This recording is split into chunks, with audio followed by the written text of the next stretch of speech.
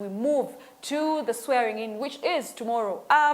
Of course, very many dignitaries are expected to be there. The whole NRM squad, like you know it, is going to represent. We do have members of parliament, the incoming members of parliament, the leaders that you just chose to be your next leaders are going to attend the swearing in. However, Mugisha Muntu, who was also a former presidential candidate, is saying that he was invited for Museveni's swearing in, but he will not attend. We should remember that Mugisha Muntu and Yoweri Kaguta Museveni have a history together. They were good friends.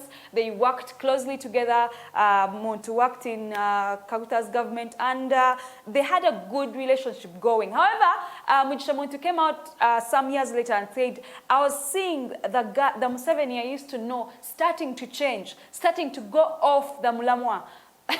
Okay, starting to go off the point and start to, you know, bring in other ideologies that in the beginning, them as the leaders of the NRM party did not have, they did not plan. And so Mugisha Muntu said, you know what, I'm going to cut myself off this party peacefully. As we know him, he's a very, very peaceful man. And so he left Museveni's side. But as we see, Museveni really, really loved Muntu. I think Museveni, one of the people that really, really bothered him when he left is Mugisha Muntu, because Museveni still loves Muntu to the point that even right now, after he started to run for president, actually let's remember a little bit about the elections.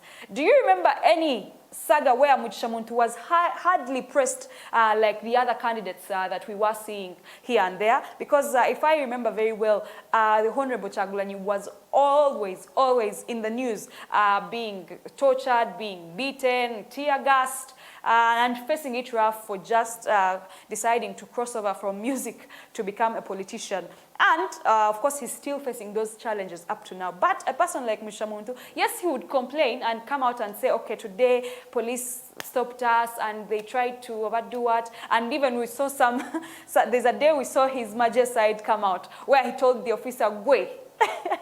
And it was a very interesting piece. But we never really saw Mugisha Muntu hardly pressed, because I, as Carol Tumine, from my point of view, I think that Museveni really loves Mugisha Muntu. So Mugisha was invited for this particular, the Honorable Mugisha Muntu was invited for this function, but he turned down the invitation and said he will not attend.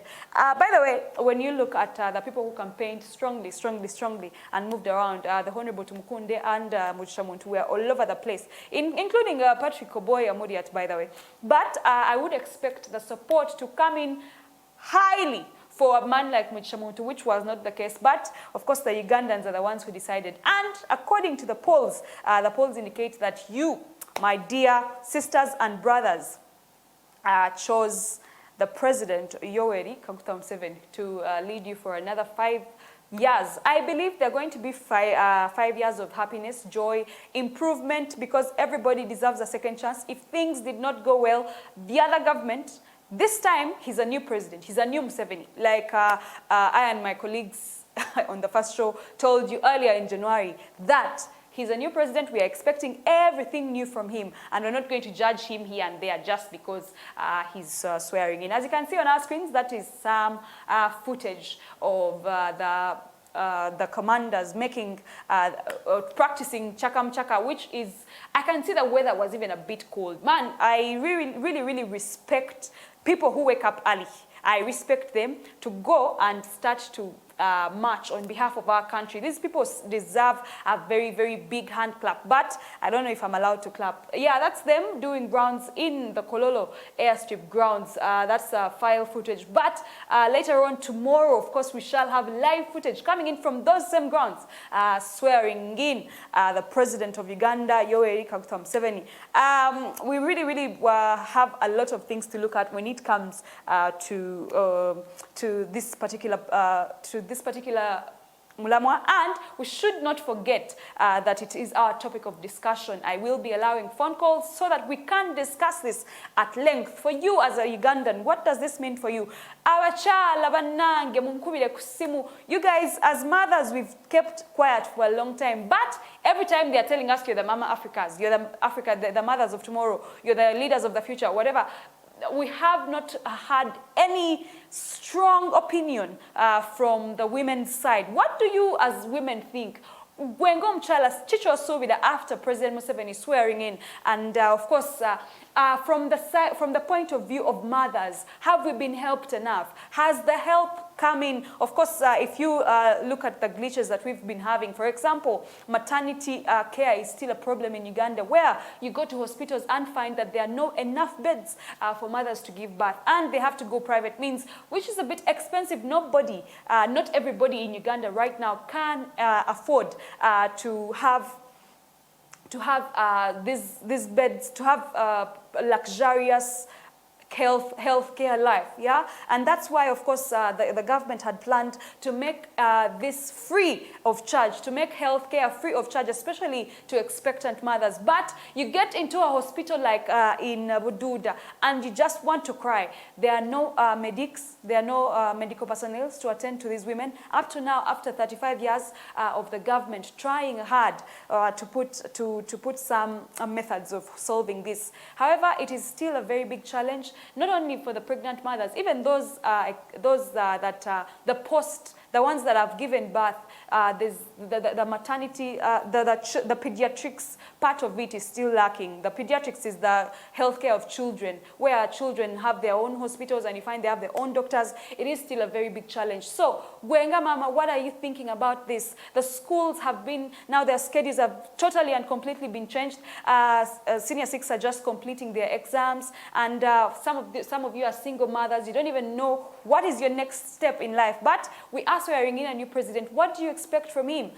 These are some of the issues that we need to discuss. Of course, as women, we shall always be women. We don't have that much strong opinion because we are always, God created it to be like we are supposed to be submitted to the men. So they have a louder voice. I've not refused that. But can we bring in our voice here and there and maybe advise? Because the work of the lady, much as the work of the man is to lead and provide for the family, the work of the lady is to nurture. So what more nurturing word do we need than for you to call in and tell us exactly as a mother what you think about this? Comment on our social media platforms if you can't call. That's at STV Uganda on Facebook.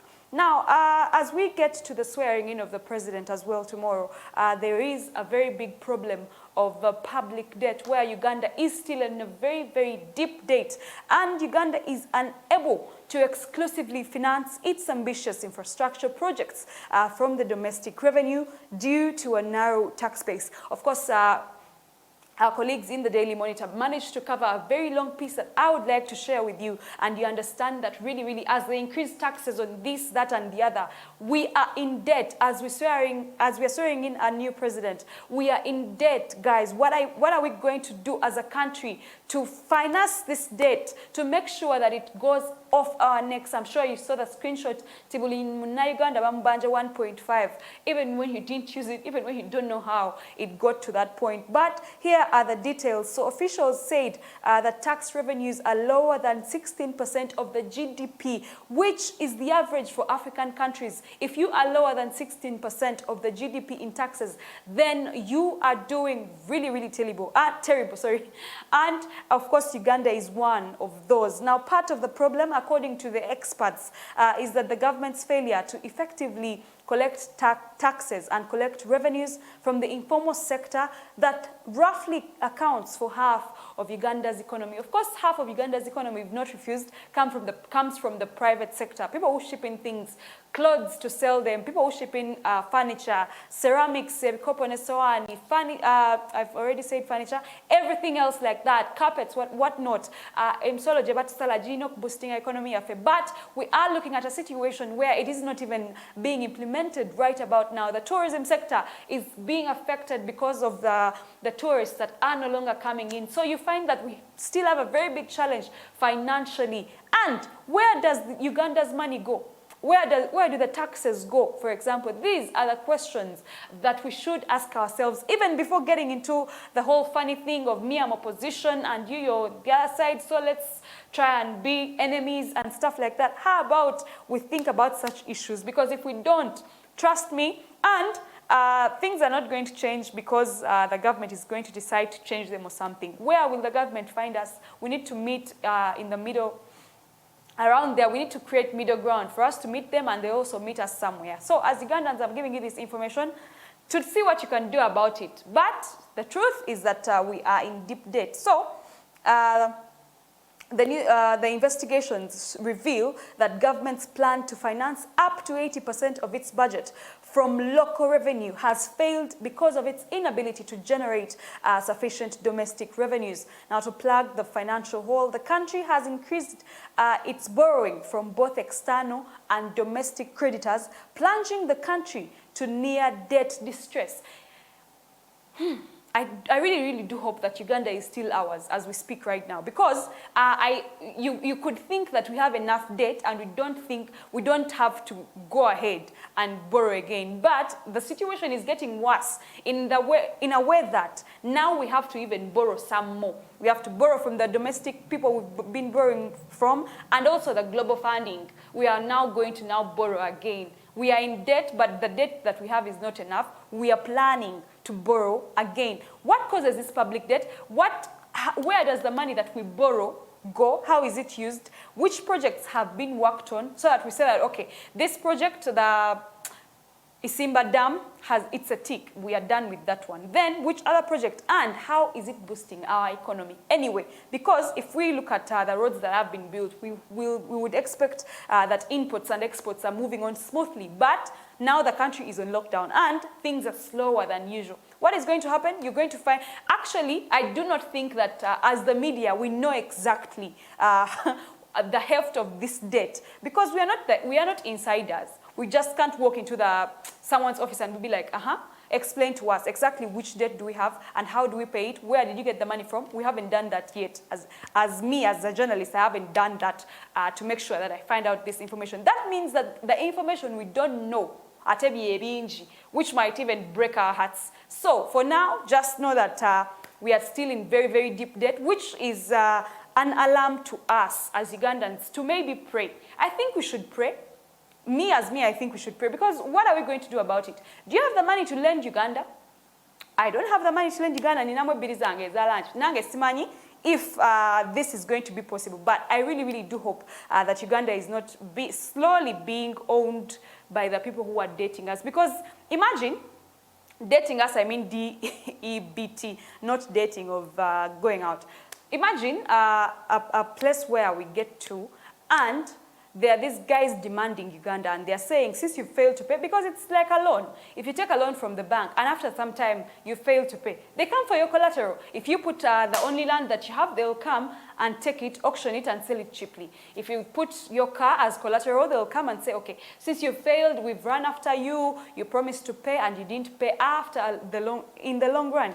You'll find out that the property doesn't belong to you anymore. So is Uganda even ours anymore? Because in the previous financial years, Uganda Revenue Authority had a target to collect cumulatives of 76.5 shillings, which proved to be a tall order, as evidenced by the 4.8 shortfall. So we were expected to collect 76.5 T, which later fell short by 4.8 T, which is also not small. Of course, this is an equivalent of about 7 times the budget allocated to agriculture sector over the past 5 years. And we do remember this very well. We do not need to be reminded that since 5 years, not even 5 years, about 10, they've been telling us agriculture is the backbone. So you would think that by now agriculture is bringing in a lot of money to be able to boost our economy and take it to where Matia Kasaija once described as who, you know. But up to now, we are still seeing struggles in that area where we're supposed to have strongholds. I don't know where the problem is. Is it our leaders? Or is it us as people of Uganda? Well, like I've said, I'm thinking we need to pray for ourselves. The debt is a lot, and there's a lot of information about this public debt. Where is the money going? Where is it coming from? How is it being spent? Who is in charge of that money? all these maybe we shall look at after the swearing in tomorrow, on Thursday or Friday. If you join me, we shall talk about public debt. I'm going to try to get some guests and we discuss this matter and see how exactly we are standing. But for now, we are jeering in for the swearing in. I hope you're following on our social media platforms, STV Uganda, on Twitter, Facebook, Instagram, and our YouTube channel. I'd like to say hello to Dre Emma, my dear friend. How are you doing this morning? As I take a very short break and return with more stories, especially our topic of discussion. Don't go away. My name is Carol Tumwine.